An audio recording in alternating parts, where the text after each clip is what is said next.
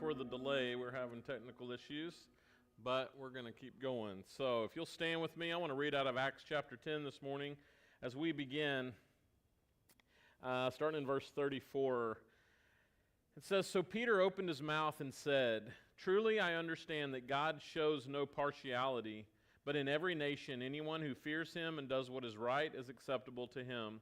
As for the word that he speaks of peace through Jesus Christ, he is Lord of all. You yourselves know what happened throughout all Judea, beginning from Galilee after the baptism that John proclaimed, how God anointed Jesus of Nazareth with the Holy Spirit and with power.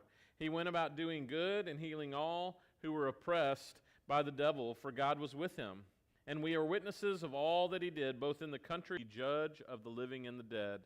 To him all the prophets bear witness that everyone who believes in him receives forgiveness of sins through his name.'" I read that because this morning we're going to look at a conversation between Jesus and a man named Nicodemus, who was a Jew, who had trouble understanding what Jesus was saying. But we live in a day where we can look back and see, they say hindsight's 20/20, where we can see really who Jesus was. But a lot of us still have that misunderstanding, and we don't understand. And so my prayer, I prayed it earlier, I've been praying it for a while, is that God would open our eyes to truly see the reality of what we live and how we live and who Jesus is. So on that, I just want you to worship him this morning. Again, worship is not necessarily just singing songs, but it should be a reflection of our heart towards him. So let's sing together. Reason we're singing, open heaven, we want to see you.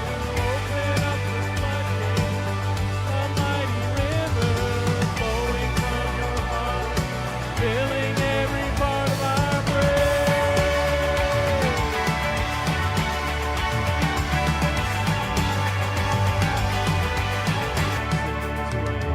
Yours, we're looking to the sky, descending like a cloud. You're standing with us now.